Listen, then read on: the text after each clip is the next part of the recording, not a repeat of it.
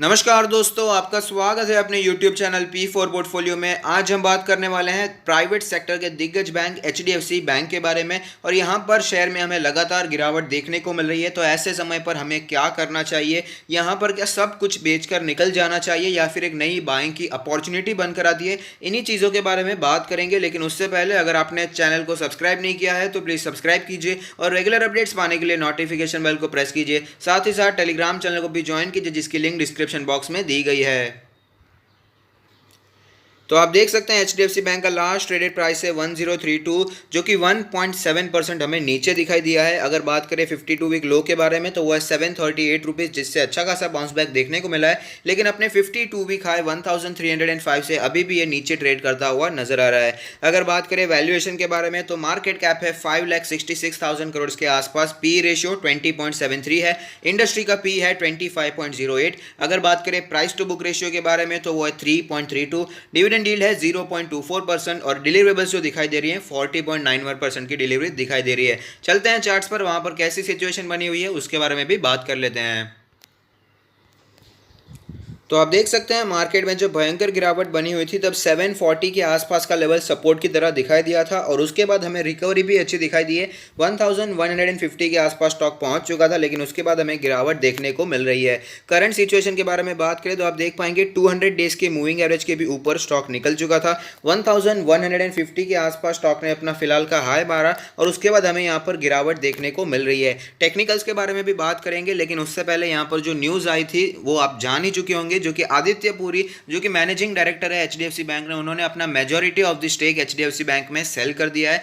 ये न्यूज़ मेरे हिसाब से इतनी ज़्यादा बुरी नहीं है। यहाँ पर आपको पता ही होगा मैनेजिंग डायरेक्टर है HDFC बैंक के मिस्टर आदित्य पुरी जी। काफ़ी सालों से HDFC बैंक को वो लीड कर रहे हैं। रिटायर होने वाले हैं, कुछ ही महीने उनका टर्म बाकी है। तो यहाँ पर उन्होंने अपने हिसाब से HDFC बैंक को लीड किया है, अच्छी खासी परफॉर्मेंस दी है, तो अपने पैसे को वो सिक्योर करना चाहते हैं, उसमें कोई भी बुरी बात नहीं है। इससे HDFC बैंक के बिजनेस फंडामेंटल्स पर कोई भी सवाल खड़ा नहीं होता है। HDFC बैंक पहले भी अच्छा ही बैंक था और अभी भी फंडामेंटली स्ट्रांग ही है। यहाँ पर मिस्टर आदित्य पुरी जो काफ़ी रिस्पेक्टेड हैं, वो अपने पैसे को सिर्फ सिक्योर करना चाहते हैं, जिसमें कोई भी बुरी बात नहीं है।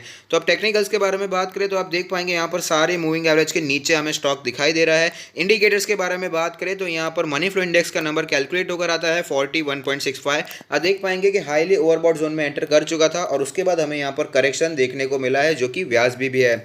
अगर बात करें यहाँ पर RSI के बारे में तो आप देख पाएंगे RSI का नंबर कैलकुलेट होकर आता है 41.49। यहाँ पर भी हमें काफ़ी ज़्यादा ऊपर RSI का नंबर दिखाई दिया था और उसके बाद हमें गिरावट देखने को मिल रही है। अगर बात करें यहाँ पर MACD के बारे में तो आप देख पाएंगे MACD में क्लियरली हमें यहाँ पर बियरिश क्रॉसओवर ही देखने को मिलेगा। एक छोटा सा बुलिश क्रॉसओवर हुआ जरूर था, लेकिन वो ज़्यादा देर तक टिका नहीं और उसके बाद बियरिश क्रॉसओवर देखने को मिला है और अच्छी खासी गिरावट ऑलरेडी हो चुकी है।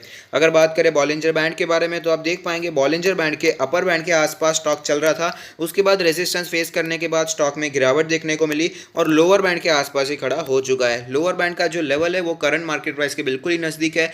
अपर बैंड जो है वो है 1154 का लेवल, मीडियन जो है वो है 1093 के आसपास का लेवल।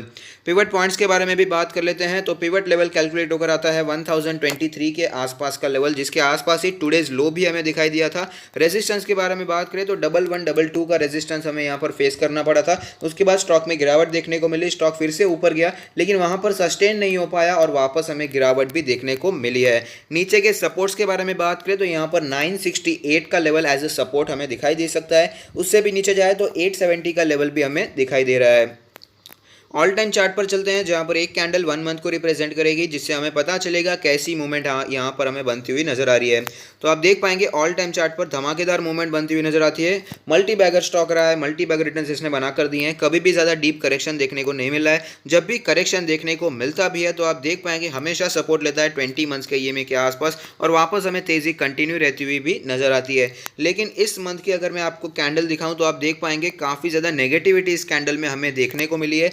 ओपन हुआ था, उसके बाद काफ़ी तेज़ी दिखाई, लेकिन उसके बाद हमें गिरावट देखने को मिली और जो ओपनिंग प्राइस था उससे भी नीचे हमें क्लोजिंग देखने को मिल रही है। एक इंपॉर्टेंट लेवल भी है जो कि 20 मंथ्स का EMA, वहीं पर स्टॉक ने ओपनिंग दी थी इस मंथ की, लेकिन उसके बाद हमें थोड़ी तेज़ी देखने को मिली। 1150 के आसपास स्टॉक पहुंच चुका था, लेकिन उसके बाद स्टेक सेल की बात आई और वहां पर गिरावट बनी हुई थी और आप देख सकते हैं क्लोजिंग हुई है 1034 के आसपास के लेवल पर। अब बात कर लेते हैं यहाँ पर पोजिशंस के बारे में। अगर आपने बहुत ही ज़्यादा ऊपर पोजीशन बना कर रखी है, आप अभी डीप लॉस में चल रहे हैं, तो मेरा मानना है पैनिक की यहाँ पर ज़रूरत नहीं है। हालांकि स्टेक सेल की जो खबर है थोड़ी सी नेगेटिव ही आती है, क्योंकि कोई सीनियर मैनेजमेंट वाला आदमी अगर अपना स्टेक बेचता है तो ऐसी न्यूज़ मार्केट में आती है कि जो प्राइस पर वो माल बेच रहे हैं वो अच्छा प्राइस है, इसमें से निकलने के लिए या फिर कोई प्रॉब्लम हो सकती है बैंक में, जो सीनियर मैनेजमेंट को कोई रिटेल निवेशक से पहले पता होती है। तो ऐसी न्यूज़ संकेत, ऐसे संकेत मार्केट को मिलते हैं कि वो प्राइस काफ़ी अच्छा है यहाँ से एग्जिट करने के लिए, इसीलिए हमें वीकनेस भी देखने को मिली है। लेकिन मेरा मानना है यहाँ पर इतनी ज़्यादा कोई टेंशन लेने वाली बात नहीं है। ओवरऑल कंपनी अच्छी है, फंडामेंटली स्ट्रांग है, इसकी जो पीयर कंपनीज है, पीयर बैंक्स है जैसे कि आईसीआईसीआई, कोटक, एक्सिस, उससे कई ज़्यादा बेहतर बैंक है। तो यहाँ पर कोई टेंशन वाली बात मुझे दिखाई नहीं देती है, बाकी डिसीजन आपका है। अगर आपने इसमें नीचे पोजीशन बनाकर रखी है, आप अभी प्रॉफिट में चल रहे हैं, अगर आपने लॉन्ग टर्म के लिए लिया है तो नो डाउट इसमें बने रहना चाहिए, बहुत ही अच्छा शेयर है। नेक्स्ट अब बात कर लेते हैं इसमें फ्रेश बाइंग के बारे में। तो एक लेवल में आपको पहले बताना चाहूँगा जो कि करंट मार्केट प्राइस के आसपास ही है। जो रेड डॉटेड लाइन हमें दिखाई दे रही है उसी के आसपास स्टॉक ने पहले भी सपोर्ट लिया और वापस से में तेज़ी कंटिन्यू रहती हुई नजर आ रही थी। और साथ ही साथ 100 डेज का ईएमए और 50 डेज का ईएमए वो भी इसी के आसपास बनकर आते हैं। हालांकि आज की जो क्लोजिंग देखने को मिली है दोनों एवरेजेस के नीचे देखने को मिली है, लेकिन ये नीचे सस्टेन हो पाता है या नहीं ये तो आगे आने वाले दिनों में पता चलेगा। अगर ये यहाँ से बाउंस बैक कर जाएगा तो ऊपर तेज़ी देखने को मिलेगी, लेकिन अगर यहाँ पर हमें गिरावट कंटिन्यू दिखाई देती है, वीकनेस और गहरी होती हुई दिखाई देती है, तो लेवल्स में आपको बताना चाहूँगा जो कि एक नोट डाउन कर सकते हैं बाइंग के लिए। तो जो एग्रेसिव इन्वेस्टर हैं, एक्टिव इन्वेस्टर हैं, उनके लिए 940 से 970 के आसपास का लेवल एक अच्छा लेवल हो सकता है फ्रेश बाइंग के लिए, क्योंकि हमने देखा है 940 के आसपास स्टॉक ने पहले भी सपोर्ट लिया था और वापस तेजी दिखाई थी, और साथ ही साथ 970 के आसपास हमें पिवट पॉइंट्स का पहला सपोर्ट भी बनकर आता है। अगर आप और भी ज़्यादा वेट करना चाहते हैं, अगर आप पेशेंट इन्वेस्टर हैं, कंजर्वेटिव इन्वेस्टर हैं, तो 840 के आसपास स्टॉक ने पहले सपोर्ट लिया था और वापस हमें तेजी भी दिखाई थी, और साथ ही साथ 870 के आसपास स्टॉक का जो दूसरा पिवट पॉइंट्स का सपोर्ट बनकर आता है वो भी दिखाई दिया था।